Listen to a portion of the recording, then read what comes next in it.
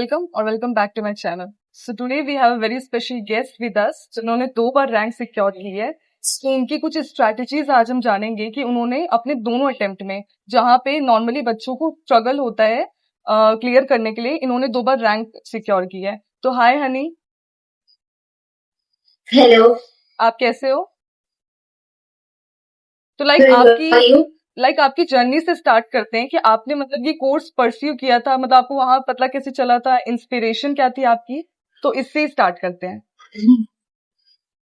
Okay, so to answer your question, मेरी journey, if I tell you, I started in 2023 August for executive, and I attempted in June 2024, and I cleared it with All India rank 6, Ahmedabad 1.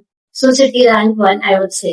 Oh. And then in professionals, I started in September 2024, and I attempted in June 2000, and I cleared it in one go. So I have cleared all 3 levels in one attempt, and in professional, I got all in the rank 11. Oh that's great.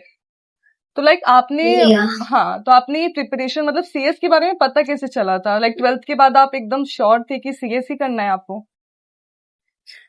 Yes, since I chose commerce as my stream, because बहुत सारे options रहते हैं to choose one from. Yes yes. So उस time पे I was I was aware of this concept कि या तो professional course कर सकते हो, या फिर otherwise you can pursue it in a very accounting wise तुम जा सकते हो, या फिर you can do it along with law. तो वो सारे options रहते हैं, but to choose one from it is a very big task. Yes. So उस time पे I chose to do CS, and मेरा 11 से यही था. Anyone would ask कि 12th के बाद क्या करना है, I would simply answer कि CS करना है. That's And I was not, yeah. And मैंने नहीं सोचा था कि like in 2 years of span I would complete everything in one go, and things came one on one, and what I put in मुझे उसका result भी मिला. Okay. तो आपने सेल्फ किया था कि कोचिंग की थी? मतलब ऐसे क्लासेस कहाँ से ली थी आपने? हाँ, यस. सो मैंने स्टार्टिंग से कोचिंग से किया था, बिकॉज 12th के बाद सारी चीजें एक साथ करना एंड सेल्फ स्टडी से ये सारी चीजें करना, it is not really possible, I would say. मतलब पॉसिबल है भी to a certain extent, but if you get a particular guidance या फिर तुम्हें कोई अच्छे से गाइड करने वाला हो, तो फिर things get easy, I would से. तो उस हिसाब से मैंने कोचिंग ली थी, एंड मैंने CSEE से लाइक एंट्रेंस से ही मैंने कोचिंग ली थी. एंड इवन कुछ लोग बोलते हैं कि तुम CSEE में एंट्रेंस है and it is MCQ based, तो तुम कोचिंग नहीं लो, then also it would be very beneficial. तुम्हें आ जाएगा, समझ तो आ जाएगा, कर लोगे, तुम क्लियर तो कर लोगे. But my goal was not just to clear, but also to get a conceptual clarity of what I was studying. Okay. तो उसमें I would say logical reasoning is doable. I would say communication and also is doable. The other subject that is we have logical reasoning, we have grammar, and we have quantitative aptitude as well. And yeah, the main thing is that we have legal reasoning. So when I was doing coaching for that subject as well, I got the heat of the things, and actually मुझे समझ आया कि how legally we should attempt to things. मतलब जो legal का base वो तुम्हारा entrance level से ही बनता है. Although it is MCQ based and it is very easy to clear it, but I would say कि तुम्हें उसमें भी अच्छे से करना चाहिए, बिकॉज तुम्हारा जो उसमें तुम कंपनी लॉ के बेसिक्स पढ़ रहे हो, तुम उसमें जो कॉन्स्टिट्यूशन के बारे में पढ़ रहे हो, जो तुम्हें लीगल रीजनिंग का बेस मिल रहा है ना, if that is not clear, तो executive would also be that level of tough for you. तो I would say कि anything you study, you should be really focused in it and get the conceptual clarity first out of it. Yes. तो आपने, कुछ बच्चों का mindset होता है कि हमें एक एकेडमी से ही कोचिंग लेनी चाहिए, और कुछ बच्चों को लगता है नहीं नहीं, अगर एक टीचर अच्छा पढ़ाता है ये तो मैं अलग अलग एकेडमी भी चूज कर सकते हैं। तो आपका क्या माइंडसेट था? आपने एक एकेडमी से किया था कि आप टीचर वाइज चल रहे थे कि हाँ ये टीचर ये पढ़ाता है अच्छा तो मैं ये करूंगी, ऐसा मतलब क्या था ये? नहीं, आई वुड से कि मैंने पूरा कोचिंग जो है मैंने CS AAT एंड एग्जीक्यूटिव मैंने पूरा एक जगह से ही किया था। एंड मैंने पूरा अपना जो भी CS की पढ़ाई है वो मैंने पूरा ऑफलाइन कोचिंग से की है आई वुड से। तो मैंने मतलब एक ही टीचर से पढ़ा है आई वुड से कि मतलब जो भी चीज मैं पढ़ रही हूँ ना, जब तुम पूरे पूरा सब्जेक्ट एक ही टीचर से पढ़ते हो तो तुम्हें पूरा वो लिंक में बैठता है एंड तुम्हें वो पूरी चीज एज अ स्टोरी याद रहती है कि हाँ उन्होंने ये चीज भी पढ़ाई थी। See as a one subject is linked all together, इस वजह से वो चैप्टर्स को एक सब्जेक्ट में रखा गया है। तो मैं बोलूंगी कि जब भी तुम पढ़ रहे हो कोई भी सब्जेक्ट हो, ऐसा नहीं है कि तुम कोचिंग या टीचर वाइज बाइफिकेशन करो, but whatever you study however you from you study you should do it from one mentor only. Keep one subject one mentor and that will help you. Okay, so ये था कि मतलब आपका starting से rank का M था कि आपका बाय प्रोडक्ट था कि आपने हार्ड वर्क किया और कुछ स्ट्रैटेजीज यूज की तो उससे रैंक आई, मतलब क्या था एम था आपका एकदम रैंक? नहीं, हाँ मैंने रैंक एम तो किया था in initial days of executive. I was very fascinated by rank, I would tell you. Like उस टाइम ऐसा होता था कि नहीं ये रैंक चाहिए वो रैंक चाहिए एंड नंबर भी डिसाइडेड होता था कि हाँ ओह, सबका ऐसा होता है नंबर डिसाइडेड ही होता है। तो मेरा भी था and I was very passionated and I was very much into it executive से ही, बिकॉज अभी डबल ईटी में तो आता नहीं है रैंक, तो एग्जीक्यूटिव से आई वॉज इनटू इट। तो मतलब इनिशियल 1-2 मंथ्स मेरा ये था, तो मैं उस वजह से उस चीज का प्रेशर लेने लगी थी कि नहीं रैंक लाना है, उस हिसाब से पढ़ना है। Then my father one sat down and told me कि बेटा देखो हर अटेम्प्ट में कोई ना कोई रैंक लेकर आता ही है। So there is a system जहां पर तुम्हें जो तुम्हारे नंबर जा रहे हैं उसके हिसाब से तुम्हें रैंक मिल रहा है, ठीक है। But 5 years down the line वो जो रैंक है वो तुम्हें मतलब 5 years down the line people would forget that you were a ranker. तो मतलब जो चीज होती है कि आप सिस्टमैटिक तौर पे उसको पढ़े, उसका पहले कॉन्सेप्चुअल क्लैरिटी ले एंड फिर यू गेट गुड मार्क्स, तो वो सही रहता है। That is the process that happens. But you look into that back and story कि नहीं मुझे रिजल्ट्स लाने इस वजह से आई एम स्टडीइंग वेल, तो वो सेंस नहीं बनता है। तो मैंने फिर अपना उस टाइम पे जो भी मेरा पर्सपेक्टिव था वो शिफ्ट किया and it was not one day thing. मैंने पूरा अच्छे से चीजों को वापस से सिस्टमैटिक तौर पे लेकर आना and I am very glad that it happened during the initial 1-2 months, because अगर वो चीज मैं कंटिन्यू करती ना तो it won't provide me that good of results I would से। तो वो जो पूरा सिस्टमैटिक तौर पे हुआ it help me a lot. या ओके, सो देखो मेरी ऑडियंस एग्जीक्यूटिव वाली भी है और प्रोफेशनल वाली भी है, तो लाइक हम लोगों को ये जानना है कि आपका अप्रोच एग्जीक्यूटिव और प्रोफेशनल में कुछ चेंज हुआ था कि आपने एक स्टडी अप्रोच ले लिया था और आपने वही एग्जीक्यूटिव में भी फॉलो किया था और प्रोफेशनल में भी, लाइक कुछ चेंज या फिर सेम ऐसा कुछ? या सो फाउंडेशनल बेस ये होता है कि आप है ना कॉन्सेप्चुअल क्लैरिटी लो। ये तुम्हारा फाउंडेशनल बेस में 2-3 चीजें रिक्वायर्ड होती है, consistency and conceptual clarity and उसके लिए हार्डवर्क एंड पैशन भी चाहिए। सो ये चीजें फाउंडेशनल हो गई। अब अप्रोच वाइज बहुत डिफर करता है when you are studying for executive and when you are studying for professional I would say, because executive का करिकुलम है तो लुक इनटू इट। तुम्हें प्रैक्टिकल सब्जेक्ट्स का पोर्शन एंड जो तुम्हारे थ्योरेटिकल सब्जेक्ट्स है वो इक्वल लेवल पे है उससे, कि टैक्स में जितना तुम पढ़ रहे हो CFM में पढ़ रहे हो फिर उतना ही तुम company law, setting up of business, JIGL and CMSF ये पढ़ रहे हो। तो वो थोड़ा बैलेंस आउट करना पड़ता है बिकॉज प्रैक्टिकल के लिए भी तुम्हें उतनी प्रैक्टिस चाहिए एंड थ्योरेटिकल सब्जेक्ट के लिए। So every subject has a different approach I would से। मैंने अपने पूरे ड्यूरेशन में मॉड्यूल से ही किया है, जो भी किया है ICSI के मॉड्यूल से किया है एंड मैंने कोई नोट्स वगैरह कुछ रेफर नहीं किया है। हाँ मैंने अपने नोट्स बनाए जरूर है बट एग्जाम टाइम पे भी I was referring module only. मैं मतलब नोट्स बनाती थी but that was just to get the मतलब पूरा एक पिक्चर मिले चीजों का, वो उस हिसाब से मैं नोट्स बनाती थी एंड वो मेरे फिर आंसर राइटिंग में भी रिफ्लेक्ट होता था। जब मैं नोट्स बनाती थी तो वो मुझे आंसर राइटिंग में भी बहुत अच्छे से हेल्प करता था, तो मैं उस हिसाब से बनाती। When you look into the professional curriculum, उसके लिए आपको पूरा डिफरेंट अप्रोच चाहिए, बिकॉज उसमें इतना सारा प्रैक्टिकल नहीं दिया हुआ है, इतने सारे न्यूमेरिकल्स नहीं है जितना आप एग्जीक्यूटिव से कंपेयर करो, तो उसमें ज्यादा थ्योरेटिकल आ जाता है। एंड उसमें भी हर सब्जेक्ट के लिए you need a different approach. तो वो जो सारी गाइडेंस थी वो मुझे पहले से मिली थी, बिकॉज मैं ऑफलाइन कोचिंग में थी, तो मुझे वो चीज होती थी कि सब समझते जाओ एंड तुम पूछते भी जाओ कि हाँ ये कैसे अप्रोच करना है, ये कैसे अप्रोच करना है। And by God of grace of the God मेरे को हर अटेम्प्ट में अच्छे ही मेंटर्स मिले हैं। तो वो होता है कि तुम सिस्टमैटिक वे में उसको प्लान करके चलो, एंड एक बार प्लान बना के उसको इम्प्लीमेंट तो करना ही है, तुम इम्प्लीमेंट और एग्जीक्यूशन से भाग नहीं सकते हो। बट हाँ, वो प्लान को फॉलो करना है, and wherever you feel that this is not working out for me, change it. It's not like that one thing you have written down, you have to implement it for sure, and उसका कोई alternative नहीं है, alternative हर चीज का मिल जाएगा। So you have to find out what works for you and what doesn't work for you. Okay.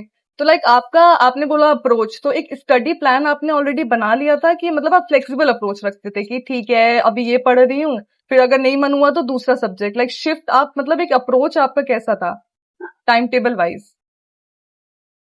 Time table wise I would say कि जो हमारा टाइम टेबल होता था, लाइक हमारा एक ऑफलाइन कोचिंग के जो लेक्चर्स होते थे वो हमें वीकली बेसिस पे मिलता था। So okay. नेक्स्ट वीक का हमें सैटरडे संडे तक मिल जाएगा, ऐसा पूरा सिस्टम रहता था।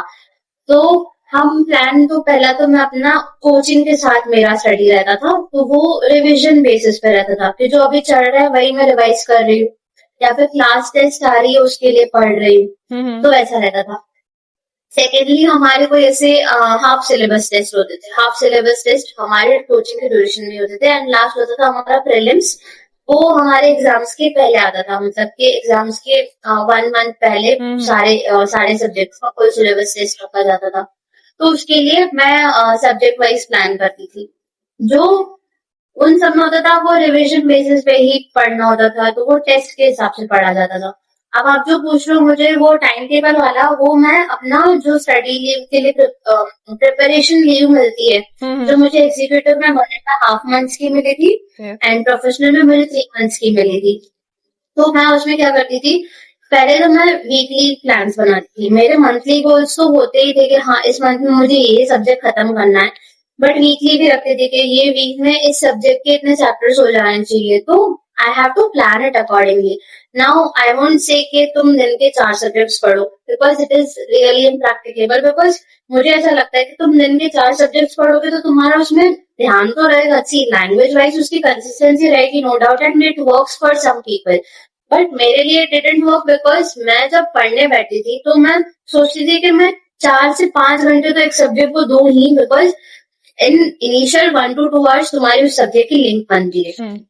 यू अंडरस्टैंड कि वो सब्जेक्ट के लिए लैंग्वेज क्या रिक्वायर्ड है, उसका आंसर राइटिंग कैसे करना है, उसमें क्या कॉन्सेप्ट रिक्वायर्ड है, तुम्हें उसमें क्या मेंटालिटी से पढ़ना है, हर सब्जेक्ट के लिए डिफरेंट है।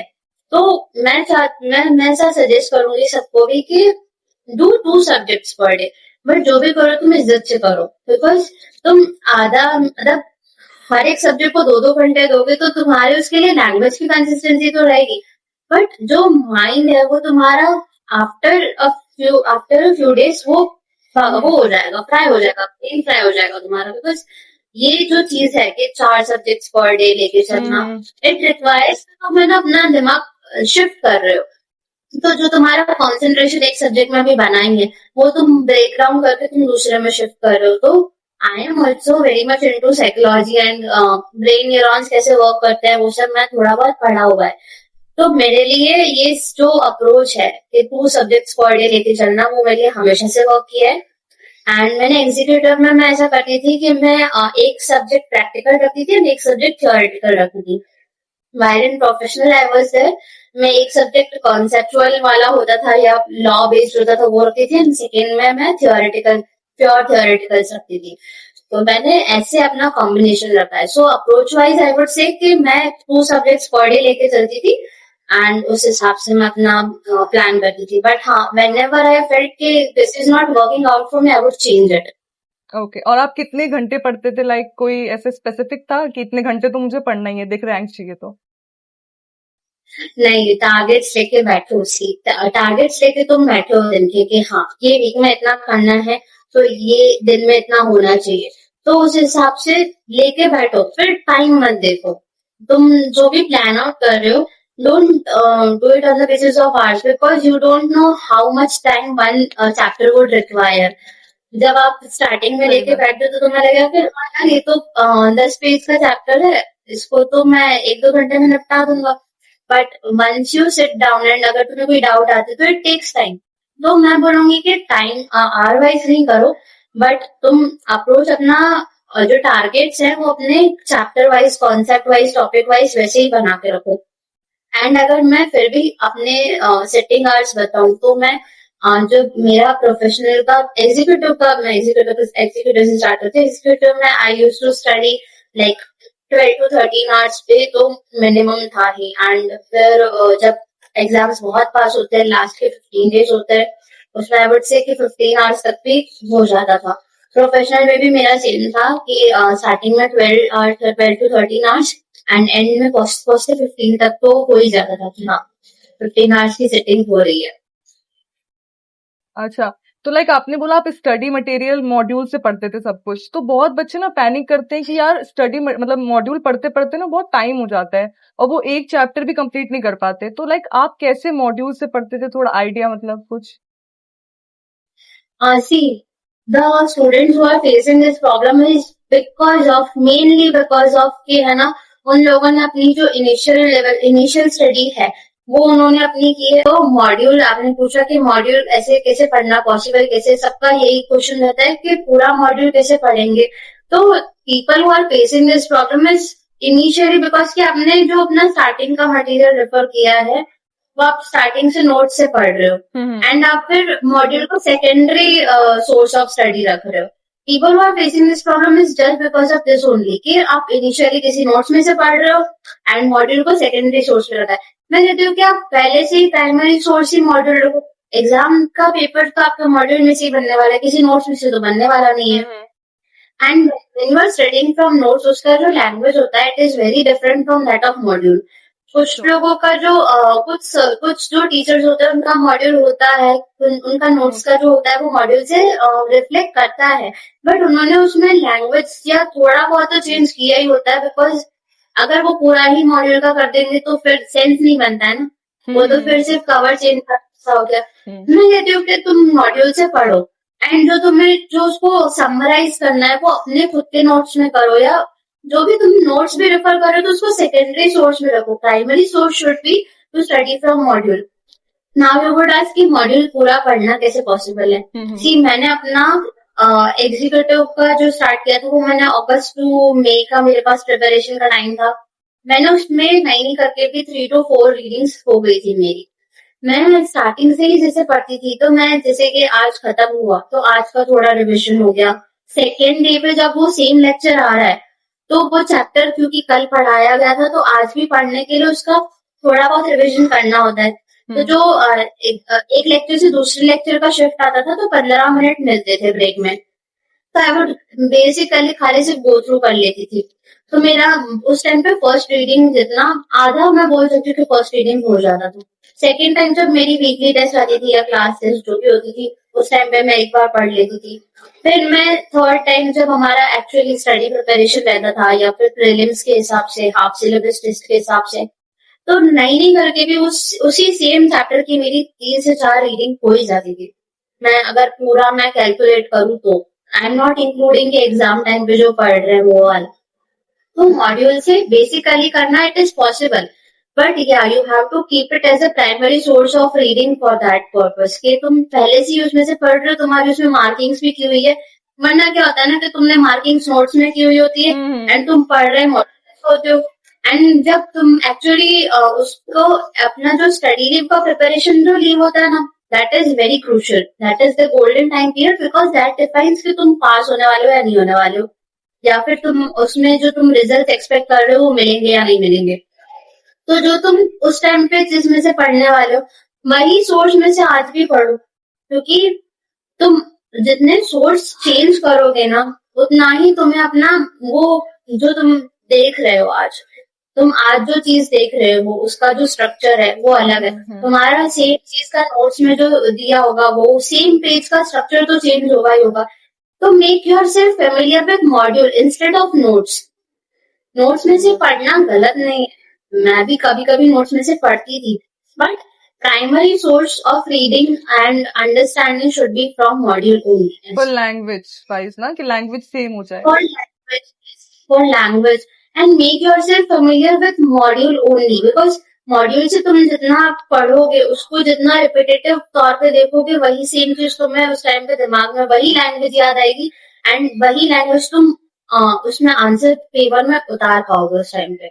ओके, तो लाइक ऐसा होता है ना कि बच्चे अभी कोचिंग कर रहे होते हैं, ठीक है, फिर एकदम से सडन शिफ्ट होता है जब वो घर जाना पड़ता है और वो खुद की सेल्फ स्टडी वाला फेस आता है, तो वो लोग लाइक बहुत ही ज्यादा डीमोटिवेटेड होते हैं कि यार दोबारा से कैसे पढ़ाई करें, और सेल्फ स्टडी उनसे नहीं होती है। तो वो स्टार्टिंग से आप थोड़ा सा बताओ कि कैसे आपने स्टार्ट किया था, और स्टार्टिंग से ही आपने एकदम ग्रिप में आग पकड़ ली थी, और मतलब स्टार्टिंग से ही 10-12 आवर्स पढ़ रहे थे, कि धीरे धीरे आपने 4 to 5 से लेके शिफ्ट किया था, मतलब क्या कैसे सीक्वेंस था आपका पूरा पढ़ने का? सी अगर मैं एग्जीक्यूटिव का बताऊं तो एग्जीक्यूटिव में मैंने ऐसे 4 to 5 hours was not possible because मेरे पास हाथ में 1.5 मंथ था। 1.5 मंथ में I also had my college के एग्जाम्स अपियरिंग, तो मैंने 1.5 मंथ में मेरे कॉलेज के एग्जाम्स भी दिए थे एंड ये भी दिया था। तो जब मेरा 1.5 मंथ का जो पीरियड था उसमें पहले एक आध हफ्ता मेरे पास खुद के लिए था, मतलब सीएस के एग्जाम्स के लिए पढ़ने के लिए, एंड उसके बाद 1 वीक का मेरा वो था एग्जामिनेशन थे कॉलेज के, एंड फिर उसके बाद 1 महीना मेरे पास था।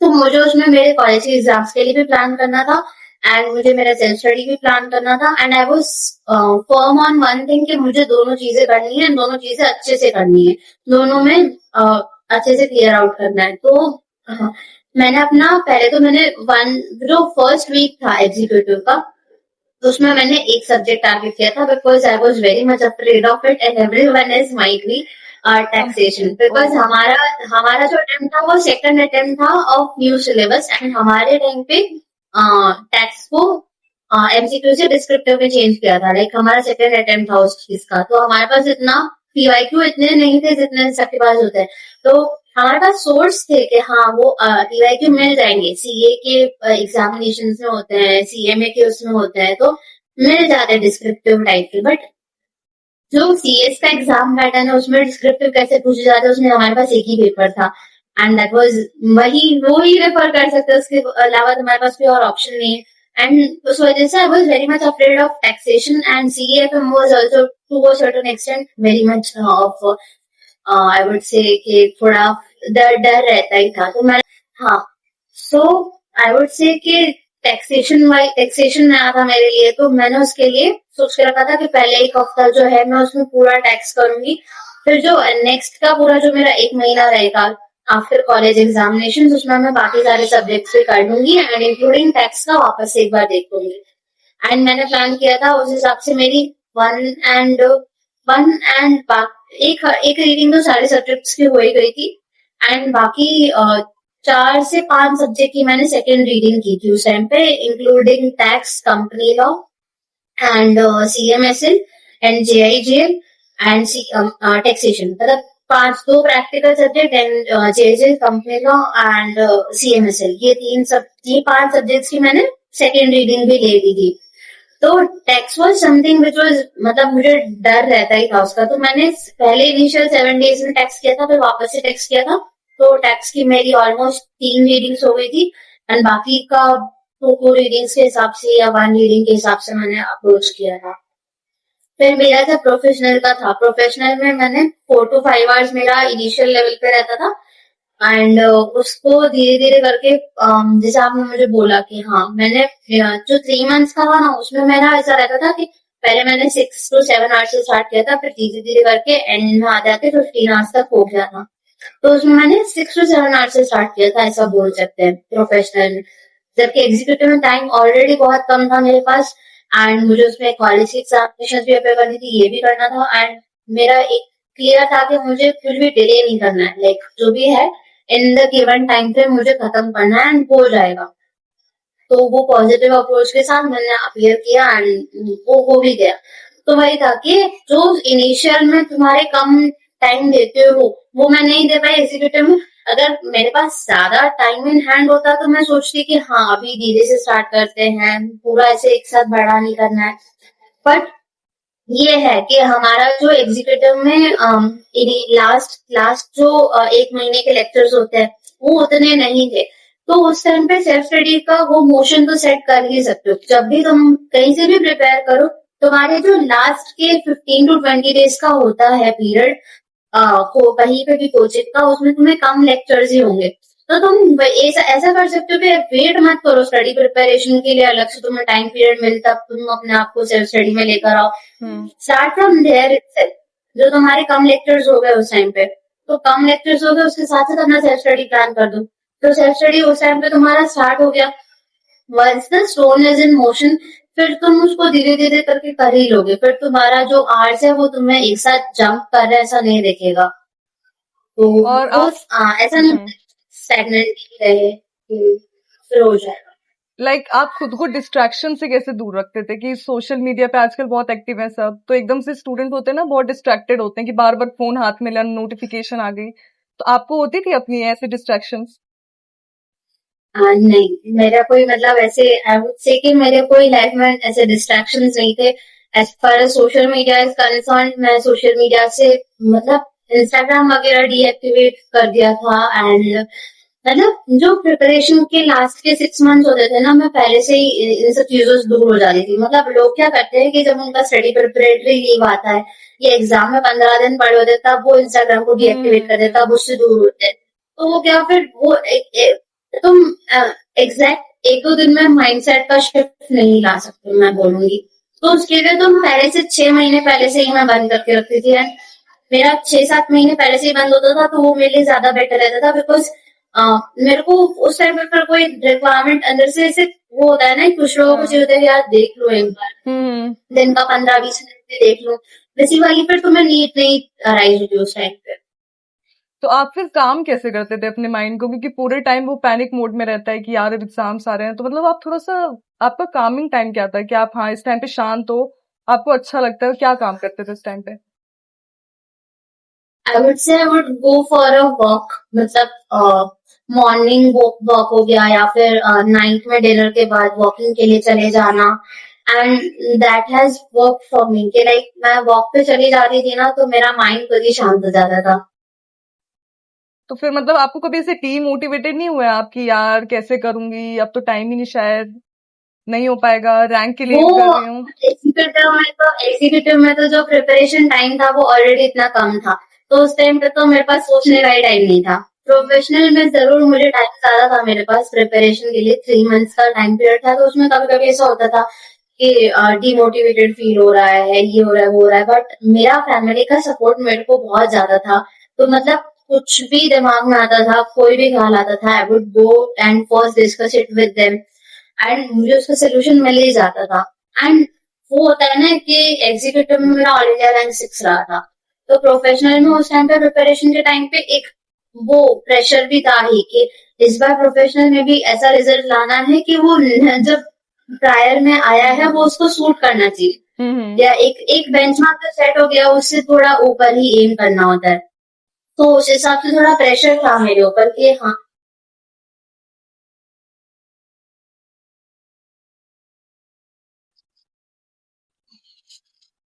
हाँ, सो उस टाइम पे मेरे ऊपर प्रेशर था कि अभी जो एग्जीक्यूटिव का आ गया था, मेरे एग्जीक्यूटिव में मेरे को ऑल इंडिया रैंक 6 था, तो प्रोफेशनल के लिए भी मेरे ऊपर थोड़ा प्रेशर तो था ही।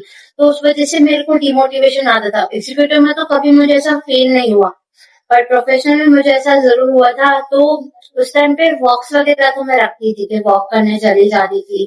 And and I was spiritually inclined, तो मुझे वो थोड़ा बहुत हर एक फैक्टर थोड़ा बहुत वर्कआउट करता है, वैसे मेरे लिए वर्कआउट कर रहा था। बट हाँ, उस टाइम पे आई was very much like pressure तो था ही, एंड अंदर से डर भी लगता था। एंड उस वजह से मेरा जो 3 मंथ्स थे मैं उसमें सिर्फ एक बार बीमार पड़ी थी। बट जो होता है ना कि डर होता है वो रिफ्लेक्ट करता है ये हेल्थ पे। तो मेरा जो प्रोफेशनल के फर्स्ट 2 पेपर्स थे उसमें आई वाज सिक, एंड मेरा ऐसे में एग्जाम टाइम पे कभी मैं बीमार नहीं पड़ती एंड मेरा मतलब हेल्थ डाइट वगैरह सब कुछ सेट था, सब कुछ मतलब जो बेसिक रखना होता है, जैसे तुम्हें ज्यादा नींद नहीं आए एंड बहुत तला हुआ ज्यादा नहीं खाना, वो सब सब कुछ मॉडरेट लेवल पे था. Still I got sick in the initial 2 days of my professional examination.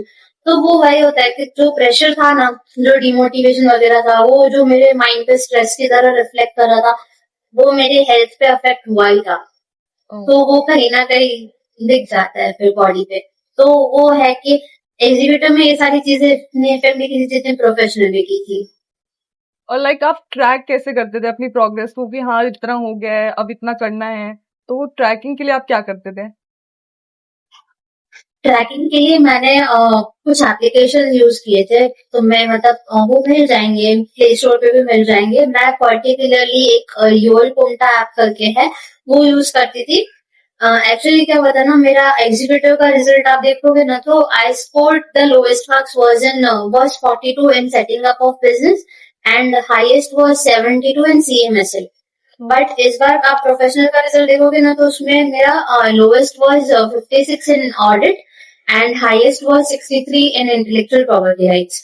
मैंने क्या किया था, जब मैं एग्जीक्यूटिव में पढ़ रही थी तो मैंने सेटिंग अप ऑफ बिजनेस का इतना अच्छे से रिविजन नहीं किया था. मैंने उसकी सिर्फ, मेरे ख्याल से हाँ, मैंने उसको सिर्फ एक ही रिविजन किया था क्योंकि मेरे पास टाइम बहुत कम था. And setting up of business and labour laws was something which was इतना डिस्क्रिप्टिव मैनर में उसको हमारे सेकेंड अटेम्प्ट से ही इंट्रोड्यूस किया गया था. तो लेबर लॉ की आंसर राइटिंग प्रैक्टिस मेरी इतने अच्छे से नहीं हुई थी.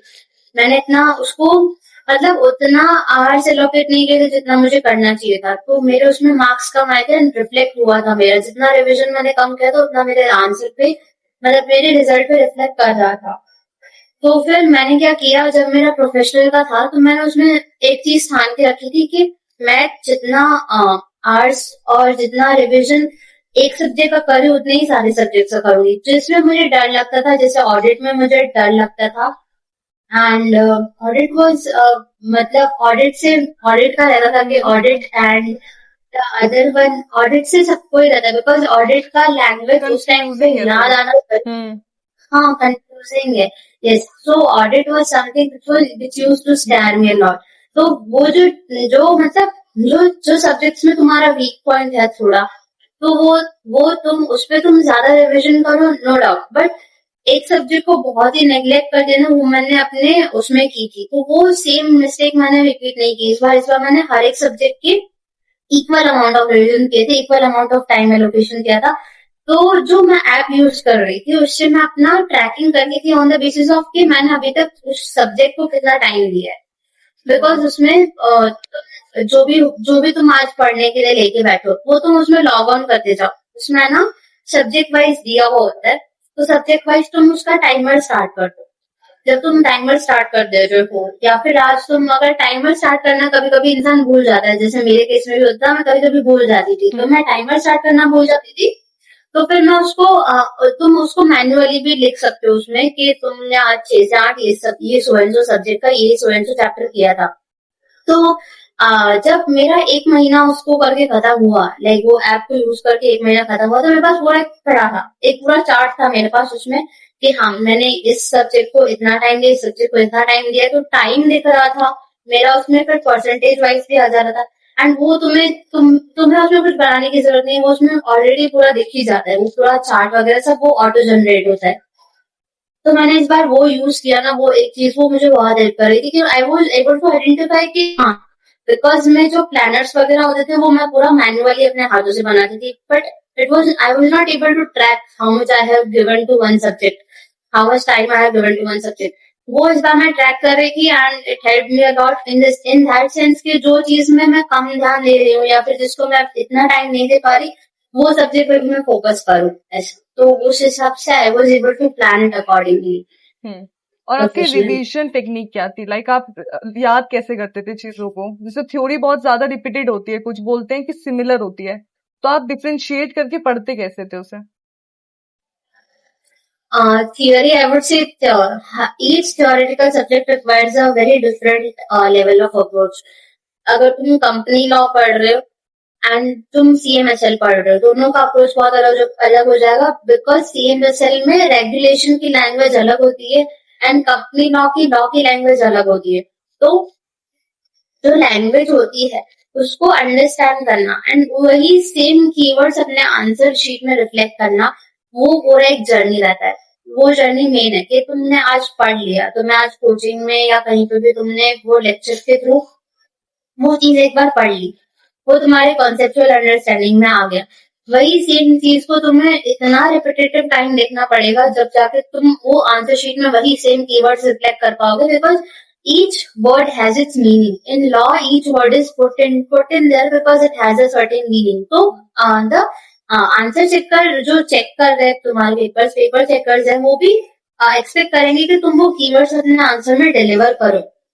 तो वही होता है कि तुम, जो मेन अप्रोच मेरा यही था कि मैं मॉड्यूल से ही पढ़ती थी, तो मेरे आंसर शीट में वो चीज रिफ्लेक्ट करती थी कि मैंने मॉड्यूल से पढ़ा है, तो मेरा लैंग्वेज उस टाइप का रहता था। तो फर्स्ट अप्रोच इज कि तुम मॉड्यूल से करो तो तुम्हारा लैंग्वेज इतना शिफ्ट नहीं करेगा,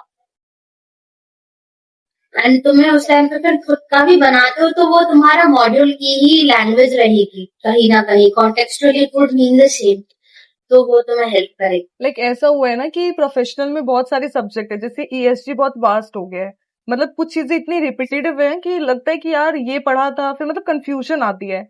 तो आप उससे कैसे डील करते हाँ थे? ऑडिट में भी ऐसा होता है कि पूरा पढ़ लेते हैं पर फिर लास्ट में लगता है कि इस आंसर को पढ़ने के बाद हम कोई और पॉइंटर्स याद आ जाते हैं, ऐसा होता है बहुत। हाँ हाँ हाँ, तो उससे कैसे डील करते थे आप? see, ESG, as far as ESG is concerned, ESG में क्या है कि बहुत पहले तो थ्योरेटिकल है and you have to identify कि ये एग्जाम में आएगा या नहीं आएगा, बिकॉज फॉरेन का जो पूरा पार्ट है कि जो इंटरनेशनल पर्सपेक्टिव से जो दिया हुआ है, तो उसके बहुत कम चांसेस रहते हैं कि that would appear in exams, बहुत कम चांसेस। बट हाँ, वो तुम निग्लेक्ट तो कर ही नहीं सकते हो, तो वो तुम्हें पढ़ना तो पड़ेगा ही। तो उसमें फिर क्या होता है ना कि हर एक उसका जो इंटरनेशनल पर्सपेक्टिव के हिसाब से दिया हुआ है, हर एक कंट्री का नहीं नहीं करके भी जो पीछे का मीनिंग है, उसका जो इंटेंशन है behind that principles to be set, वो कहीं ना कहीं सेम ही है।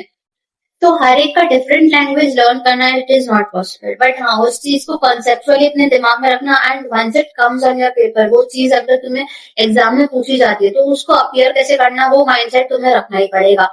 तो जो ESG का वास्ट सब्जेक्ट है, आई वुड अग्री, बट उसके तुम समराइज्ड नोट्स अपने हाथों से बना सकते हो, बिकॉज देखो तुम बाहर से वो सेम चीज पढ़ोगे ना, वो तुम नोट्स भी तुम्हें उनके मिल जाएंगे, ESG के नोट्स मिलना इट इज नॉट थिंग, मिल जाएंगे, हर एक सब्जेक्ट के मिल जाते हैं, वैसे ESG के भी मिल जाएंगे।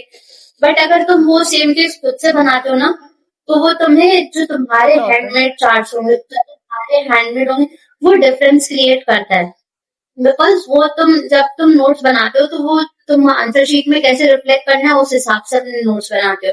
तो मैंने ESG के हर एक चैप्टर, ऑलमोस्ट हर एक चैप्टर के नोट्स बनाए थे, बट हाँ, मैंने उसमें से एंड डे पे नहीं पढ़ा था, बिकॉज मुझे मॉड्यूल से ही मतलब समझ में आता था कि एंड डे पे एंड डे पे मेरे हाथ में मॉड्यूल तो होनी चाहिए, because that was my primary source. तो मैं मॉड्यूल से ही पढ़ती थी, बट हाँ, नोट्स मैंने बना के जरूर रखे थे ESG के लिए, because it was very vast and international perspective का भी हमने आंसर कर दिया।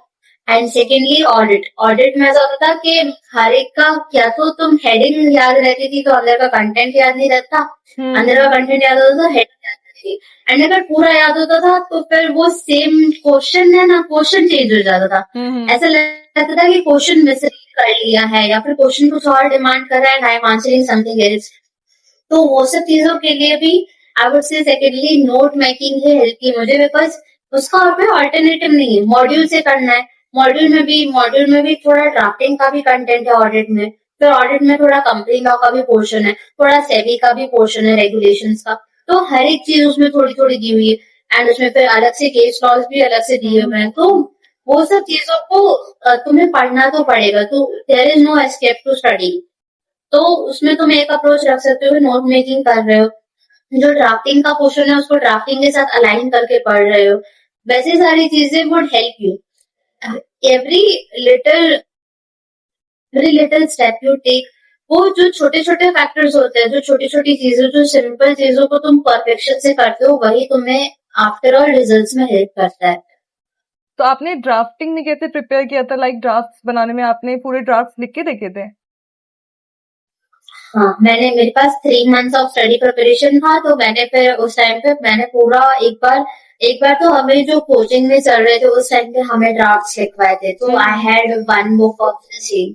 एंड सेकेंडली जब प्रिपरेशन के लिए बैठे तो उस टाइम पे मैंने मतलब डेली बेसिस पे एक दो ड्राफ्ट्स करके मैंने ऑलमोस्ट 1 मंथ लगा था मुझे सारे ड्राफ्ट्स करने में, part A part B everything उस टाइम पे वो हो गया था। सो ड्राफ्टिंग में मैं जब ड्राफ्टिंग का पढ़ रही थी तो मैं उस टाइम पे अपना ये ऑडिट के भी जो ड्राफ्ट होते थे वो एक साथ ही कवर कर लेती थी, बिकॉज एक ही जो लिंक में होता है तो वो सब एक साथ कवर हो जाता है। तो मैंने पूरा राइटिंग प्रैक्टिस वापस से किया था ड्राफ्ट्स का। और ओपन बुक को कैसे एंड फिर अप्रोच किया था? ओपन बुक में मैंने हाँ वही कि जब वो ड्राफ्टिंग के साथ ऑडिट भी ले लेती थी, बिकॉज वो एक लिंक में चल रहा होता था तो फिर वो एक साथ हो जाता है। वो मैंने फिर ऐसा किया था, जो ऑडिट में ड्राफ्ट्स का पोर्शन था वो मैंने ड्राफ्टिंग के साथ ही कवर किया था। सो अभी ओपन बुक पे आते, तो ओपन बुक में मैंने कैसे किया था कि ओपन बुक में मैंने मेरे ये 2 लिए हुए थे, एक तो आईबीसी लिया हुआ था which was in group 2 insolvency and bankruptcy code, and second मेरा इंटेलेक्चुअल प्रॉपर्टी राइट्स का पेपर था। तो मैंने IPR and IBC was my open book. तो मैं ओपन बुक में क्या किया था, पहले तो मेरा जो मॉड्यूल था, तो देखो कैमरा रुक गया किसका? वाला सबसे पहले मैंने पूरा अपने आप को जो हमारी आईबीसी की अलग से बुक दी हुई है उसके साथ खुद को फॉलो कर लिया कि हाँ आईबीसी का एक्चुअल पोर्शन इनकी ओपन बुक में कैसा दिया हुआ है, because some case laws are additional into it and एक दो सेक्शंस एडिशनल है, बाकी तो पूरा सीआरबीआई का रेप्लिकेट ही किया है उन्होंने। तो उस हिसाब से पूरा कंटेंट दिया हुआ है, तो you have to identify and mark it very separately कि हाँ ये चीज अलग से दी हुई है, that is not in CRBI का module, that is in IBC का मॉड्यूल। तो वो तुम्हें आइडेंटिफाई करना था, तो उस हिसाब से मैंने अपना मार्किंग पूरा मैंने उसको line by line reading start किया ऑफ आईबीसी, एंड मैंने सीआरबीआई एंड आईबीसी को साथ में रखा था उस टाइम पे।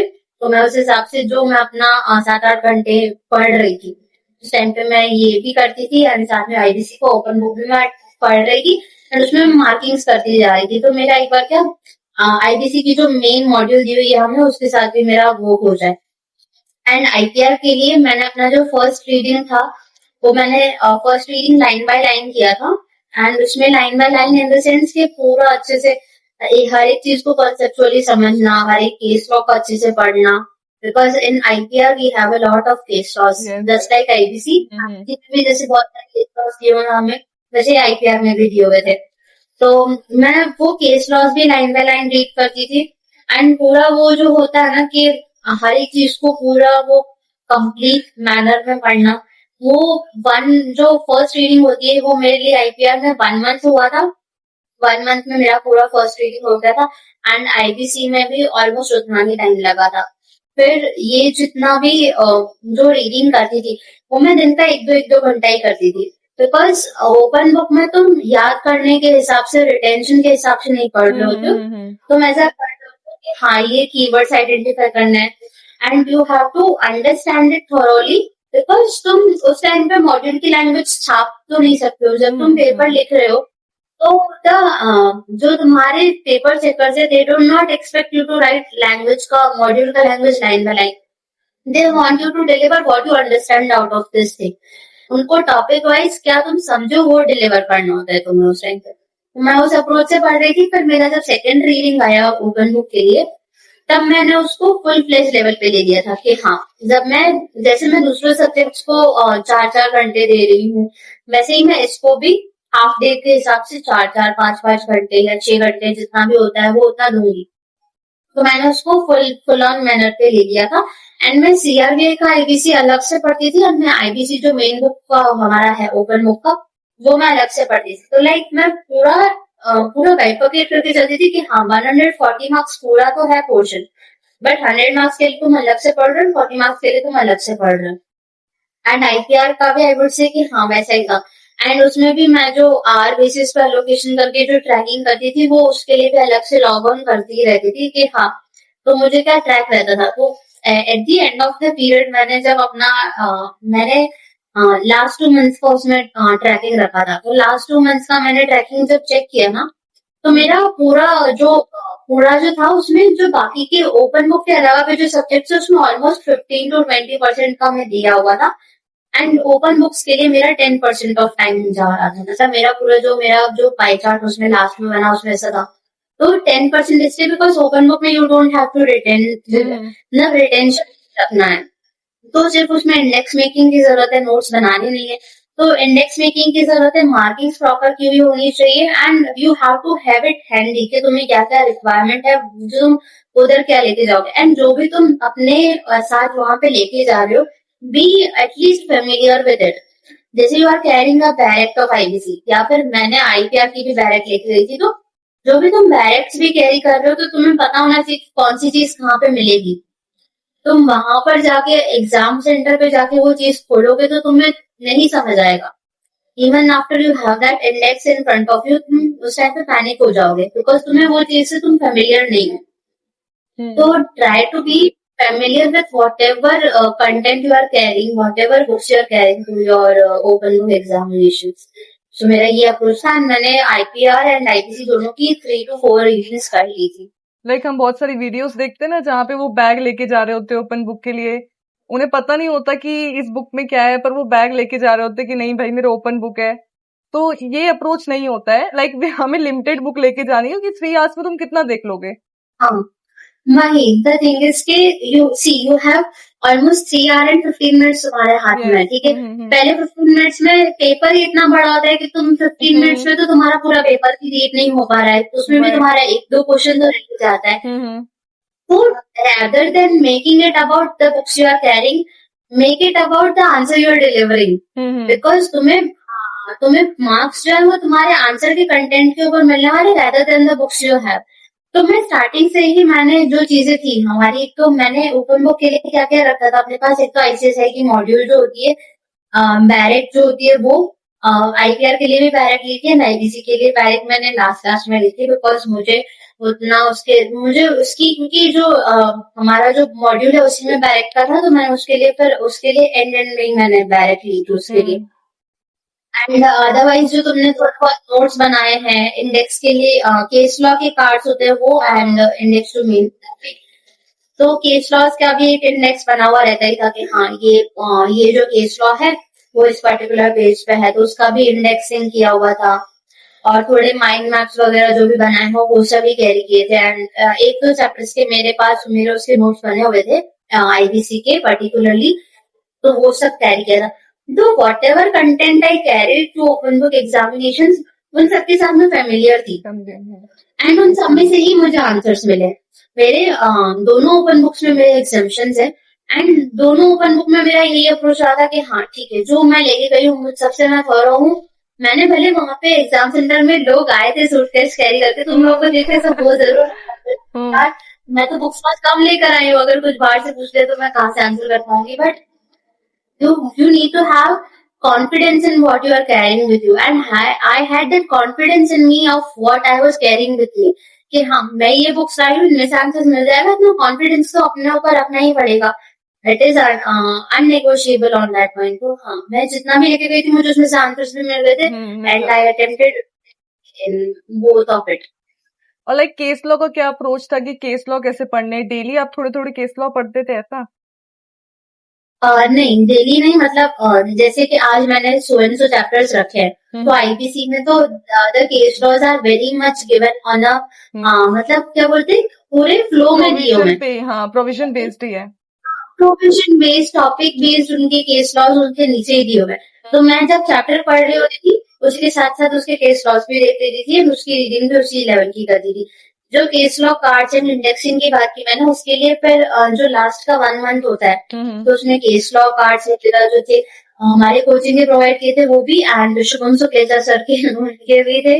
तो वो दोनों केस लॉ कार्ड्स मैंने रखे थे, एंड उन दोनों का इंडेक्स भी बना के रखा था to keep it handy in the sense के जब एग्जाम में अगर वो पूछते हैं तो वो केस लॉ के नाम से ढूंढना मुश्किल है, बट तुम अगर उसके पर्टिकुलर लिखे हुए पर्टिकुलर से तुम्हें इजीली मिल जाएगा। You can identify the case laws not from the case law का नाम, but rather than the content it has, या क्या उसमें जजमेंट आया था, वो तुम्हारे पास हैंडी होना चाहिए। लाइक आपने नाम याद किए थे केस लॉ के, क्योंकि इतने ज्यादा हैं तो कैसे याद करें।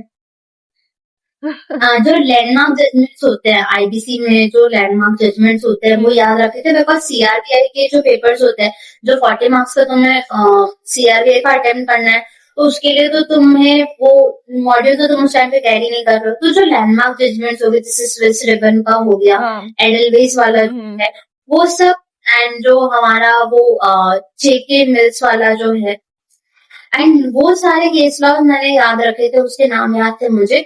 बाकी otherwise to remember all the case laws वो तो एग्जीक्यूटिव में भी पॉसिबल नहीं, प्रोफेशनल में भी पॉसिबल नहीं, बट हाँ you have to remember the crux of that case law, you have to remember the judgment, because तुम उस टाइम पे तुम्हें वो जो तुम्हें उसका जजमेंट याद होना, इट इज नॉन नेगोशिएबल, वो तुम्हें याद होना ही चाहिए, या तुम्हें वो समझ आना ही चाहिए। एंड वो केस लॉ भी, उसके पीछे का क्या उन्होंने उस लीगल प्रोविजन का क्या इंटरप्रिटेशन लेके जजमेंट पास हुआ था, वो भी तुम्हें ध्यान होना चाहिए।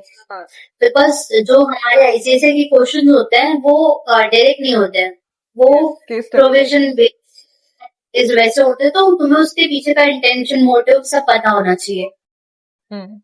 और लाइक आपकी वन डे बिफोर एग्जाम क्या स्ट्रैटेजी थी, क्योंकि आपने बोला आप मॉड्यूल से पढ़ते थे, तो ये नॉर्मली नोट से ही पढ़ना इतना ज्यादा डिफिकल्ट हो जाता है, एक दिन पहले इतना प्रेशर होता है, तो लाइक आप उस टाइम पे कैसे पढ़ते थे मॉड्यूल से? मॉड्यूल से आई वुड से कि मेरी मॉड्यूल जो होती थी ना, वो पूरी मार्क्ड होती थी कि हाँ ये प्रोविजन है, मतलब ये सेक्शन का यहाँ पे दिया हुआ है रेफरेंस, तो मेरा पूरा मार्किंग जो मैं करती थी ना, डे 1 से लेके जब से मैंने वो पढ़ना स्टार्ट किया होगा वो सब्जेक्ट, तो मैं तब से ऐसी मार्किंग करती थी कि हाँ 1 डे बिफोर एग्जामिनेशन ये चीज मुझे इजीली आइडेंटिफाई कर सकूं और मेरे को याद हो सके। सी द थिंग इज कि why people are struggling with this thing, कि उनको मॉड्यूल से वो एंड मोमेंट पे नहीं कर पाते, because they have not familiarized themselves with that structure. And वो जब एग्जाम डे पे या फिर एक महीना पहले खोलेंगे तो उनको सब, मेरे केस में ये नहीं था कि मुझे नया लग रहा था, मुझे सारी चीजें पता थी कि हाँ ये चीज ऐसे पढ़नी है, कि इसका ये अप्रोच है, एंड सारे कीवर्ड्स वगैरह हाईलाइट होते हैं, तो फिर उस टाइम पे मॉड्यूल से गो थ्रू करना it is very much easy. I won't say कि मैंने हर एक सब्जेक्ट के हर एक चैप्टर्स 1 डे बिफोर एग्जाम किए थे, कुछ चैप्टर्स मिस आउट हो जाते थे नो डाउट, बट उसको भी कहाँ से पढ़ना है, कैसे गो थ्रू करना है, कैसे स्किम थ्रू करना है, वो चीज इजीली हो जाती थी, बिकॉज मैंने पूरा मॉड्यूल में मार्किंग्स किया होता। तो मॉड्यूल में मार्किंग्स करना इज नॉट अ, मतलब वो तुम जो कर रहे हो ना, वो तुम्हें एंड में हेल्प ही करने वाली है, तो मार्किंग्स में कभी भी वो नहीं करना चाहिए कि हाँ वो मैं सेकंड पॉइंट्स कर लो तो भी हो जाएगा। हाँ भाई, वो तुम वरना लोग क्या सोचते हैं कि इस बार फर्स्ट रीडिंग ऐसे ही कर लेते, सेकंड रीडिंग में मार्किंग कर लेंगे, उस टाइम पे आइडेंटिफाई हो जाएगा। मैं बोल रही हूँ कि दोनों टाइम पे मार्किंग करो, बिकॉज जब तुम फर्स्ट टाइम पढ़ रहे हो तब भी तुमने कुछ अलग चीज आइडेंटिफाई की होगी, जब तुम सेकंड टाइम पढ़ रहे हो तब तुमने कुछ अलग चीज आइडेंटिफाई की होगी। तो कीप मार्कर्स एंड वो सब तो हैंड में ही रखो, एंड जब भी पढ़ रहे हो कीप इट लाइक कि हाँ तुम पढ़ रहे हो एंड साथ में मार्किंग्स भी करते जा रहे हो, because it will help you one और अदर वे। तो पहले ही आपने डिसाइड कर लिया था कि 1 डे मुझे ये पढ़ लेना है और ये चैप्टर्स, ये सीक्वेंस इतने आवर्स में कंप्लीट करना है, लाइक 1 डे बिफोर एग्जाम की स्ट्रेटेजी आपकी ऑलरेडी बनी हुई थी ऐसा? हाँ, मेरा 1 डे बिफोर एग्जामिनेशन मुझे किस हिसाब से किस सीक्वेंस में पढ़ना है वो सब मैं आइडेंटिफाई करके रखी थी। आई वुड से कि मैं सबसे पहले जो मेरा फर्स्ट चंक ऑफ स्टडिंग होता था उसमें, तो मैं जब बैठती थी तो मैं सबसे पहले जो सबसे बड़े लेंथीएस्ट चैप्टर्स होते थे उसको टारगेट करती थी, लेंथीएस्ट, एंड देन लेंथीएस्ट के बाद सीधा मैं शॉर्टेस्ट वाले ले लेती थी कि जो छोटे छोटे चैप्टर्स है वो कवर करने के बाद जो मीडियम वाले होते थे जिनकी लेंथ ना ज्यादा बड़ी है ना ज्यादा छोटी है, उसको मैं सबसे लास्ट में करती थी, एंड वो सेम सीक्वेंसिंग मुझे हर बार हेल्प करता था। ओके और कोई भी ऐसी स्ट्रैटेजी जो आपको लगी हो कि दोनों एग्जाम में बहुत ज्यादा हेल्प की थी, लाइक दोनों स्टेजेस में, प्रोफेशनल और एग्जीक्यूटिव, कि ये स्ट्रैटेजीज तो रखनी है अगर आपको रैंक लानी है तो? हाँ, वो तो मैंने बताया था ना कि सी द थिंग इज कि तुम्हें फाउंडेशनल जो चीज अप्रोच हर सब्जेक्ट का अलग रहेगा ही रहेगा, दैट इज, मतलब तुम उसमें डिबेट ही नहीं कर सकते कि हाँ हर सब्जेक्ट का डिफरेंट अप्रोच है, इवन हर पर्सन का डिफरेंट अप्रोच है इन दैट सेम थिंग। तो मेरा कैसा था कि 3 चीजें तो नॉन नेगोशिएबल हैं थी। पहला तो तुम जो हार्ड वर्क पुट ऑन कर रहे हो वो hard work and smart work का जो बैलेंस बना के रखना हो वैसा रखो। बट हाँ, मेरे केस में आई वुड से कि मैं हार्ड वर्क में ज्यादा बिलीव रखती थी रादर देन स्मार्ट वर्क। मैं शॉर्टकट्स में नहीं वो रखती थी ज्यादा कि हाँ ये नोट्स में से पढ़ लिया ये चैप्टर ये तो जल्दी हो गया, वैसा नहीं रखती थी। मैं मॉड्यूल से ही पढ़ती थी even if it takes time. तो वो था। एंड सेकंड वाज कंसिस्टेंसी कि हाँ भले वो तुम जो सब्जेक्ट पढ़ रहे हो उसके बाद जो दूसरा सब्जेक्ट ले रहे हो तो तुम्हारा वो उसका सब्जेक्ट का वो लिंक टूट रहा है, बट उसको भी आगे जाके सेम रिवीजन करना वो तुम उसको नेग्लेक्ट नहीं कर सकते हो। उस चीज का रिवीजन तो तुम्हें कैरी ऑन करना ही है। तो एक होता है ना कि तुम आज 5 घंटे बैठो फिर दूसरे दिन 14 घंटे बैठोगे तो वो तुमसे नहीं हो पाएगा। वो जो होता है कि ऐसे वाले जो चार्ट्स होते हैं कि तुम ऐसे पढ़ने बैठ रहे हो जो आर्ट्स ऑफ स्टडी है वैसा नहीं होना चाहिए। इट शुड बी लाइक एक दिन 10 घंटे के दूसरे दिन 12 घंटे के। तो वो होता है कि तुम जब पढ़ रहे हो ना तो वो उस लेवल का वैसे रखना है कि हाँ आज 10 दिन के दूसरे दिन 12 घंटे। वो तुम धीरे धीरे करके बढ़ा सकते हो या फिर कभी कभी बुरे दिनों में कम भी होता है। तो it is not like it is the end of the world कि हो जाएगा आज नहीं तो कल पढ़ लेंगे। बट हाँ उसको प्लान अकॉर्डिंगली करना, प्री प्लान करना वो रिक्वायर्ड होता है। और लाइक आपने मॉक टेस्ट और ये PYQs कब करने स्टार्ट कर दिए थे? सी मैं स्टार्टिंग से जो daily test weekly test appear करती थी वो करती थी एंड क्लास टेस्ट जो भी होते थे उसमें मैं पूरा अच्छे से देती थी। एंड जो हाफ सिलेबस टेस्ट होते थे वो भी मैंने अच्छे से दिए थे। बट हाँ मैंने जो प्रीलिम्स होते थे because I was very much into कि मेरा सेल्फ स्टडी का मोशन जो सेट ऑन हो गया था तो मैं उसके टाइम पे फिर मैं प्रीलिम्स के लिए अपेयर नहीं हुई थी। तो मैंने 100 मार्क्स के पेपर मैंने सब सब्जेक्ट्स के नहीं लिखे थे। 100 मार्क्स के पेपर मैंने अटेम्प्ट जरूर किए थे बट वो हाफ सिलेबस के ही किए थे, एग्जीक्यूटिव में भी एंड प्रोफेशनल में भी। बट हाँ मैंने पूरे प्रीलिम्स शायद 1-2 पेपर के ही दिए थे जस्ट टू गेट की। बिकॉज जब मैं अपने 25-50 मार्क्स के जो अपने वीकली टेस्ट होते थे उसी पे मैं इतना सीरियसली देती थी कि हाँ मुझे आंसर राइटिंग कैसे करना है वो आ गया था। बस मुझे जब मैं 100 मार्क्स के पेपर्स देती थी तो मुझे जो 3 आवर्स में सिटिंग का टाइम मैनेजमेंट करना है वो सबका वो मिल जाता था। वो 1-2 पेपर्स भी दोगे तो यू विल गेट इट। और कोई ऐसी अंडररेटेड टिप है जो मतलब आपको लगता हो कि यार ये कभी बात ही नहीं हुई पर ये शायद सीक्रेट बोल सकते हैं टॉपर्स का जो वो बताते नहीं है? नहीं ऐसा कुछ ऐसे अंडररेटेड वाला तो नहीं है। बट या the least thing one talks about is that जो फेज होता है ना कि जो आपने जो मुझे पूछा कि ये जो है कि आप जब अभी तक कोचिंग से कर रहे हो फिर सीधा घर पे आ रहे हो तो तुम्हें सब खुद से करना है। तब तुम्हें कोई पढ़ाने वाला नहीं है। डाउट सॉल्विंग के लिए मेंटर्स आर अवेलेबल पर तुम्हें लाइन बाय लाइन पढ़ाने के लिए तो है नहीं। तो उस टाइम पे वो जो शिफ्ट होता है ना उसको तुम ग्रेजुअली लेकर आओ कि हाँ जब तुम्हारे लेक्चर्स कम हो गए हैं तो उसी के साथ साथ सेल्फ स्टडी का भी स्टार्ट कर दो। एंड वो जो चीज है ना कि ये ऐसा हो गया फिर वैसा हो गया तो बातों से अच्छा ये वो चीज को एग्जीक्यूशन में भी लेकर आओगे। हाँ प्लानिंग किए तो फिर उसको एग्जीक्यूट भी करो। एंड सेल्फ स्टडी को ऐसा नहीं है कि तुम डे 1 से नहीं कर सकते हो, डे 1 से भी सेल्फ स्टडी हो सकती है because you are revising things. जो लेक्चर खत्म हो गए वो तुम रिवाइज भी करो। तो ऐसा नहीं कि तुम सेल्फ स्टडी वो प्रिपरेशन लीव के टाइम पे ही स्टार्ट करते हो। तुम डे 1 से ही कहीं ना कहीं सेल्फ स्टडी भी करते आ ही रहे हो। तो वो चीज को अपना थोड़ा दिमाग में रखना चाहिए कि हाँ this is how things are going to work out for you. And secondly मेरा जो मैं ऑफलाइन कोचिंग किया है पूरा तो मेरा जो ट्रैवल टाइम था it was almost 3 to 4 hours a day. Like 1.5 घंटा जाने का 1.5 घंटा आने का। एंड अगर ट्रैफिक हो तो उस हिसाब से तो 4 घंटा तो समझ के चलो। तो मैं क्या करती थी उस टाइम पे मैंने स्टार्टिंग में से शुरू किया था कि मैं उस टाइम पे वीडियो लेक्चर्स किसी के देख लेती थी जो यूट्यूब पे अवेलेबल होते हैं वो सब देख लेती थी। तो मैंने रियलाइज किया कि नहीं जो मैं बिकॉज पब्लिक ट्रांसपोर्ट से जाती थी तो वहाँ थोड़ा शोर रहता ही था। तो it wasn't possible for me कि मैं उस टाइम पे वो कर सकती। तो मैं क्या करती थी the only thing I would से अंडररेटेड इज कि लोग क्या करते हैं once they identify a problem they stick to that problem। like वो solution से ज्यादा उस problem के बारे में डिस्कस करना ज्यादा प्रेफर करते हैं। मैं क्या करती थी अगर मेरे लिए ये एक चीज वर्क नहीं कर रही है लेट्स से पब्लिक ट्रांसपोर्ट में वीडियो लेक्चर इतना पॉसिबल नहीं हो रहा है मैं क्या करती थी मैंने मॉड्यूल में जो मार्किंग्स करके रखी है वो मॉड्यूल का ही इमेज क्लिक करके रखी थी एंड आई वुड से कि मैं 5, 10, 15 पेजेस का वो क्लिक करके रखी थी एंड अपने उसमें, एंड वो सेम चीज मैं जब मैं वहां पे पब्लिक ट्रांसपोर्ट यूज कर रही थी, तो जब खड़े हो या बैठे हुए हो तो उस टाइम पे पढ़ लेती थी उसमें से। And as far as noise is concern, तो उसके लिए नॉइस कैंसिलेशन ईयरबड्स आते हैं, हेडफोन्स आते हैं, उसमें तुम कुछ ऐसा लॉफी बीट्स या फिर कुछ भी जो मतलब जो तुम्हें डिस्ट्रैक्ट ना करे वैसे वाले म्यूजिक लगा के कीप इट, तो फिर तुम वो चीज का सोल्यूशन मिल जाएगा। See every problem would have it solution, everything that you are doing, every action will have an alternate action जो तुम्हें तुम्हारे लिए beneficial होगा। So the most underrated strategies, rather than sticking to the problems, find out a solution, find out an alternative that would work for you and implement that.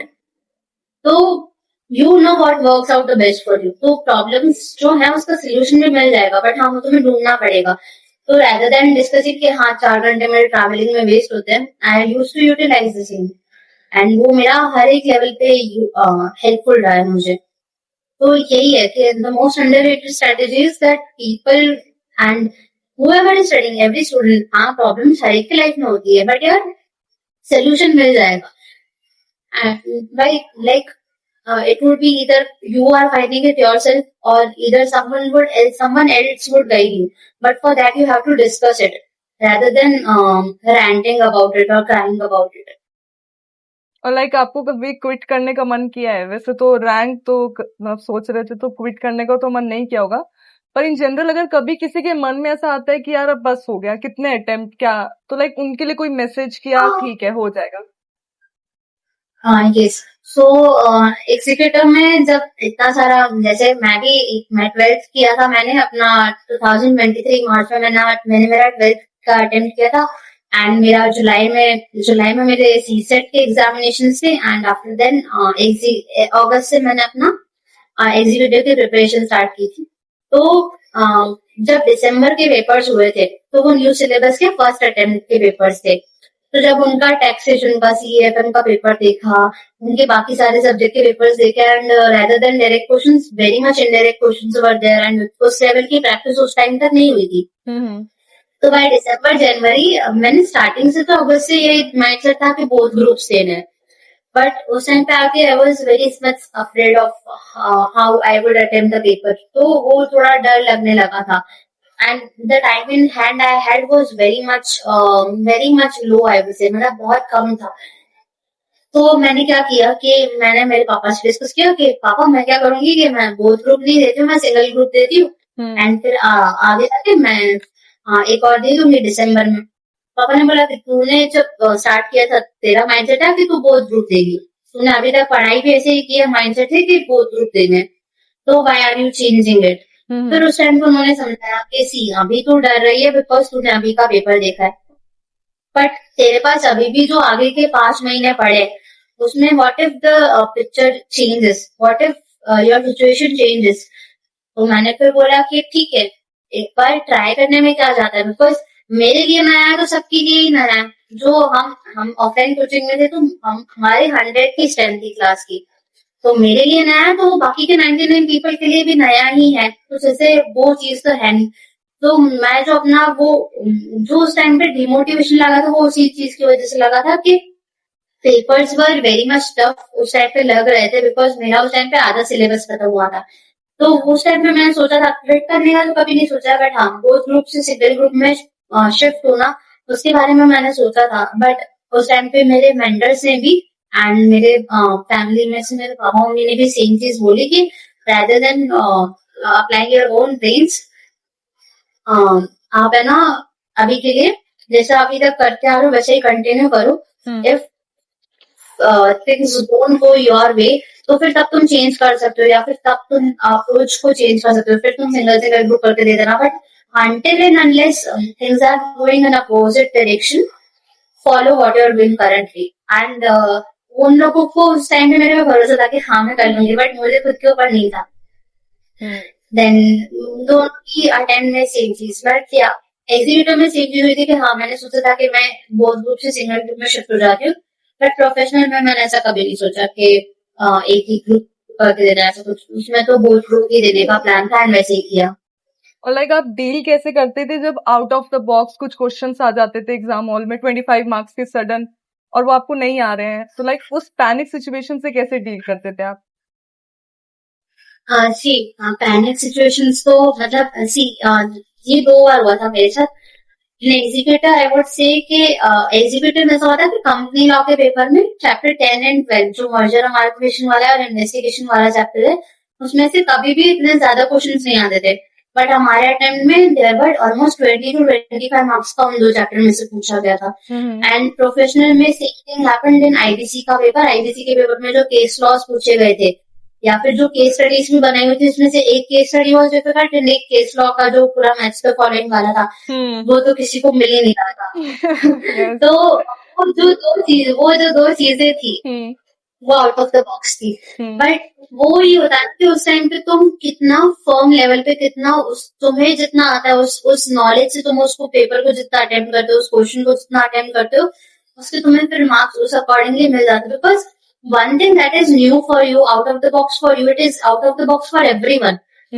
Because किसी को नहीं पता होता है कि कब कौन सा क्वेश्चन कितने मार्क्स के लिए आ जाएगा। No one knows what is going to happen during that duration. So out of the box questions मेरे उसमें 2 बार आए थे, in एग्जीक्यूटिव कंपनी लॉ में एंड आईबीसी में द केस लॉ 1। तो उस टाइम पे जो out of the box question आते हैं उसके लिए एक ही अप्रोच होता है कि पहला तो ये माइंडसेट रखना कि हाँ ऐसा क्वेश्चन आएगा। आपके जरूर माइंडसेट में रखना चाहिए कि हाँ कोई भी पेपर हो जाए, नॉट ओनली कंपनी लॉ ऐसे प्रैक्टिकल, कोई भी पेपर में they can ask you very different questions on मतलब वो हटके क्वेश्चन होते हैं rather than what you're expecting। तो बहुत ही अलग क्वेश्चन होते हैं एंड हर एक क्वेश्चन के लिए जैसे वो होता है कि हाँ हम क्या सेट माइंडसेट से जाते हैं कि हाँ डिस्कस वाले क्वेश्चन में ऐसे आंसर करेंगे, इलैबोरेट वाले में ऐसे आंसर करेंगे, क्लैरिफाई वाले में अलग आंसर करेंगे, डिफरेंस वाले में अलग आंसर करेंगे। बट हाँ वो जो तुम ऐसे एक्सपेक्ट करके चलते हो वो पीवाईक्यू बेसिस पे होता है। बट जो ऐसे different out of the box question आते हैं वो पीवाईक्यू के ट्रेंड के हिसाब से बहुत ही अलग चल रहे होते हैं। तो आपको पहले तो ये चीज अपने दिमाग में रखनी कि हाँ कोई ना कोई पेपर में दे विल टारगेट के हाँ आउट ऑफ द सिलेबस या फिर out of the box question type का एक तो आएगा ही आएगा। First thing that you have to keep in mind. Secondly जब वो पेपर आता है जो वो क्वेश्चन है उसको तुम आइडेंटिफाई करो, what ever knowledge you have, what ever मतलब जितना भी तुम्हें पता है उसकी बेसिस पे उसको आंसर करो। Because one thing that is new for you, it is new for everyone sitting in the examination centre. तो वो चीज को बहुत ही मतलब कि बहुत ही क्या बोलते हैं काम सेंस पे लेना या रिलैक्स मैनर में उसको आंसर करना, that is what is required out of you कि हाँ तुम उसको अच्छे से काम माइंड से उसको आंसर करो, रिलैक्स्ड वे में उसको सही से आंसर करो, वही रिक्वायर्ड होता है स्ट्रक्चर्ड मैनर में उसको आंसर करना। बिकॉज कई बार क्या होता है कि तुम वो क्वेश्चन की वजह से पूरा पेपर ही खराब मैनर में अटेंड कर रहे हो, स्ट्रक्चर कोई पेपर का कोई स्ट्रक्चर ही नहीं है। ऐसा हो जाता है कि यहाँ से कुछ चालू किया, वो एक उसका डर हटाना। पहला तो वही हुआ कि तुम उसके लिए प्रिपेयर्ड रहो, प्री प्रिपेयर्ड रहो उसके लिए कि हाँ ऐसा क्वेश्चन मेरा अटेम्प्ट में आ सकता है। सेकेंडली जब वो तुम अटेम्प्ट कर रहे हो तो उसको भी काम सेंस में जितना तुम्हें आता है उसके मैनर में अटेंड करो। Because one thing that is new for you it is new for everyone. तो उस सेंस में करना एंड वही वो होता है ना कि चलो ठीक है पेपर के टाइम पे तो खुद को संभाल लिया। एंड अब ऐसे पेपर जो होते हैं वो बीच में आता है, ऐसा नहीं कि लास्ट पेपर होता है उस टाइम पे ऐसा कोई पेपर आ जाता है या क्वेश्चन आ जाता है। तो क्या होता है ना कि हाँ वो चीज जो होती है वो बीच वाले किसी पेपर में ही होती है। तो उस टाइम पे वो जो एक पेपर होता है उस वजह से फिर हम दूसरे पेपर में सेम ओवर थिंग कैरी करके जा रहे होते हैं। वो होता है ना कि जब तुम एक पेपर दे के निकलो तो उस टाइम फिर उस पेपर के बारे में कोई डिस्कशन वगैरह कुछ नहीं करना है। rather than it तुम्हारे पास जो टाइम है उसमें या तो तुम डिस्कस करके उसको सेकेंड पेपर की प्रिपरेशन कर सको। तो उस टाइम पे फिर मूव ऑन करना पड़ता है and then you have to focus on your next paper and उसका प्रिपरेशन अच्छे से करना है। बिकॉज जो तुम्हारे पास जो बहुत लिमिटेड टाइम है, हमारे पास दिन के 12-13 घंटे बचते हैं प्रिपरेशन के and you have to cover your whole one subject in that duration. तो फिर उस टाइम पे पॉसिबल नहीं है कि तुम 2 घंटा उसमें से निकालो एंड उसमें पूरा फिर उसको चेक करके एक्सप्लेन करो कि हाँ ये मैंने ये लिखा है ये सही होगा। वो जो सही गलत है वो वैसा ही रहेगा, तुम उसको चेंज नहीं कर सकते हो। तो फिर rather than it you have to get out of that zone and you have to focus on next paper's preparation. और लाइक आप 100 मार्क्स का अटेम्प्ट करने पे फोकस करते थे कि नहीं यार 100 का अटेम्प्ट करना है तभी सब अच्छा होगा, ऐसा कुछ? हाँ, वो मेरा था कि मैं स्टार्टिंग से मेरे दिमाग में ये चीज तो रहती थी कि I have to attempt 100 marks of paper at any cost because जब तुम पूरा पेपर देखते हो तो वो चीज को आइडेंटिफाई करना कि हाँ इसको इतना, इसका इतना आंसर का रिक्वायरमेंट होगा, इसका आंसर का रिक्वायरमेंट इतना होगा। 100 मार्क्स वाला जो पेपर है वो तुम्हें वो तो दिमाग में रखना ही पड़ेगा कि हाँ 100 मार्क्स का पूरा अपीयर करना है, बिकॉज जो भी चीज जितना तुम्हें आता है उतने बेसिस पे तुम अटेम्प्ट करो। आई वोंट से कि तुम ये क्वेश्चन छोड़ दो। मेरे को ऐसा था पहले कि नहीं मेरे को नहीं आता तो मैं बिल्कुल ही अटेम्प्ट नहीं करती थी, बट धीरे धीरे आई रिकॉग्नाइज कि उतना जितना आता है उस बेसिस पे भी अटेम्प्ट करोगे तो तुम्हें भले परफेक्शन वाले आंसर के मार्क्स अलग मिलेंगे और इसके मार्क्स अलग मिलेंगे, बट वो होता है ना कि वो छोटा छोटा भी होता है जो तुम छोटे छोटे एफर्ट से जो तुम पूरा अपना साइकिल कंप्लीट करते हो, तो वैसा ही सेम इसमें भी अप्लाई होता है कि जो तुम छोटे छोटे मार्क्स जो तुम गेन कर रहे हो इम्परफेक्ट आंसर से भी, हर आंसर तो परफेक्ट नहीं होगा किसी के भी आंसर शीट में, तो वो भी तुम्हारा ओवरऑल एडअप होके अच्छे मार्क्स में तुम्हें हेल्प करता ही है। जो भी तुम एग्जामिशन देखते हो, जिनके भी एग्जामिशन आते हैं उन्होंने 100 मार्क्स के पेपर अटेम्प्ट किए ही होते हैं, तो इस वजह से I usually keep that in mind. Okay, तो अब एक रैपिड फायर टाइप कर लेते हैं कि कुछ जल्दी जल्दी क्वेश्चन आंसर। लाइक आपका फेवरेट सब्जेक्ट क्या था और टफेस्ट एग्जीक्यूटिव में favourite and toughest, okay. Executive में it was GIGL I used to like it a lot, okay. And in practical if you ask me, भले टैक्स से डर जरूर लगता था बट पसंद भी वही आता था। In professional it was for favourite most favourite I would से CRBI, बिकॉज उसका वो हर एक क्या बोलते हैं, हर एक डिफरेंट पर्सपेक्टिव से तीनों पार्ट्स को पढ़ना है, तो वो क्या अलग ही लेवल का वो जो उसका जो पूरा मुझे लगता है कि प्रोफेशनल का पूरा देखोगे ना तो CRBI is the most perspective oriented subject I would say. Yes. And toughest I found was audit in professional. Very confusing. And biggest myth about CS exams? Biggest myth is that कि लोगों को लगता है कि ना कि हम attempt दे रहे हैं बट हमें मिल नहीं रहे हैं, मार्क्स नहीं मिल रहे हैं। लोगों को one thing I have seen is that they start comparing other people's answer sheet with themselves कि हाँ इसको ग्रेस ज्यादा मिल गया, इसको एग्जाम वो होता है ना कि मॉडरेशन के मार्क्स होते हैं, वो मॉडरेशन के मार्क्स के लिए जो मिसकंसेप्शन है लोगों में कि ये राइटिंग के बेसिस पे मिलता है, प्रेजेंटेशन के बेसिस पे मिलता है। It's not like that, it is rather than कि मैंने जितना मुझे भी से पता तो है नहीं, बिगेस्ट मिथ आई वुड से इज दैट मॉडरेशन के मार्क्स जो हैं people think that it is based on your handwriting or presentation. See, मेरी handwriting जो थी वो moderate थी, मैं नहीं बोलूंगी बहुत अच्छी थी या बहुत खराब थी, moderate थी, readable थी, legible थी, that is enough for me. and paper checker के लिए भी इतना enough था।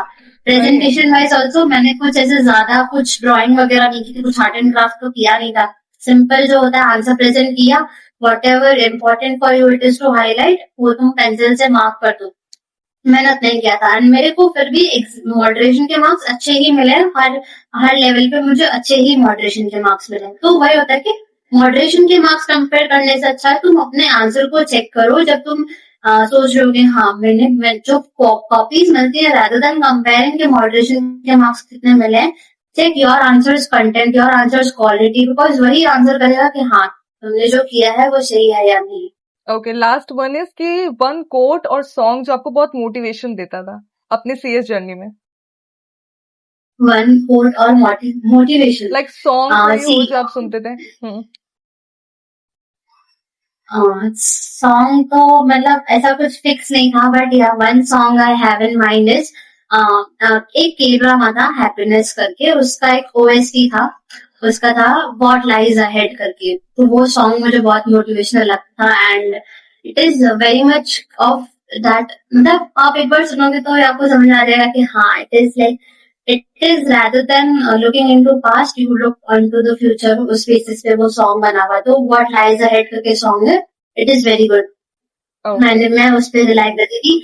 And second thing is that कि जो होता है ना कोर्ट वाइज बोलूंगी तो वही है कि consistency and hard work beats talent. मतलब कि जो लोगों के अंदर होता है ना कि हाँ ये तो पर्सन ही अलग है इस वजह से इसके अच्छे मार्क्स आ जाते हैं, वैसा वाला कुछ नहीं होता। You do the same thing, you do implement the same system as that they follow, you will also get the same results. Like आपको कोई फाइनल मैसेज है कि सीएस स्टूडेंट्स के लिए कि हो जाएगा दिसंबर अटेम्प्ट के लिए, ऐसा कुछ? हाँ, आई वुड से कि सी दिसंबर के लिए you are appearing, you still have time in hand कि तुम अभी से मॉड्यूल से प्रिपेयर करना स्टार्ट करो एंड मॉड्यूल के साथ जितना हो सके खुद को फेमिलियराइज करो, because the language it has, it is the best source. Like primary source तुम्हें मॉड्यूल का ही रखना चाहिए एंड जो नोट्स वगैरह उसको सेकेंडरी पर रखो। यही फाइनल मैसेज है। Okay, thank you so much Honey अपना टाइम देने के लिए। आई नो आप बहुत ज्यादा बिजी थे, आपने बिजी शेड्यूल में से मेरे लिए टाइम निकाला। हम बच्चों को नहीं, हम बच्चों को एकदम समझाया। बहुत सारे डाउट्स होते हैं जब हम खुद प्रिपरेशन कर रहे थे, तो ऐसा लगता था कि यार एक इंसान को आके बता देता है कि ये ऐसे करना है तो हम लोग कर लेते। तो इस पॉडकास्ट का बेसिक मतलब ही ये था कि एक मेंटोर एक दिखा देना कि हाँ ऐसे करना है, हो जाएगा सब। तो thank you so much. Okay, thank you, bye. दादी का है? नहीं नहीं, कोई नहीं, दादी का है?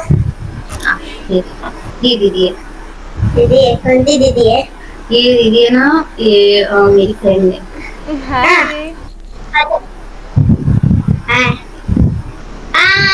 कैसे हो आप? चलो अच्छा से बात है। कितना क्यूट है, बीच में आ गया। मैं करता हूँ पॉडकास्ट, आप देखो हमारे यहाँ पे यही भी है, और हमारे दीदी के पॉट में तो पता पत्थर भी है, कलरफुल। हाँ बिग अच्छा। बस हो गया। ओ है, हेलो, अरे मेरे को बात करनी है। कह रहे मुझे बात करनी है। चल यार अरे यार बात BTS। कोई नहीं, वो क्यूट है यार, वो डिजर्व करता है। वापस से करना है वो लास्ट क्वेश्चन का। नहीं नहीं, ओ यस, लास्ट क्वेश्चन का वापस से करना है।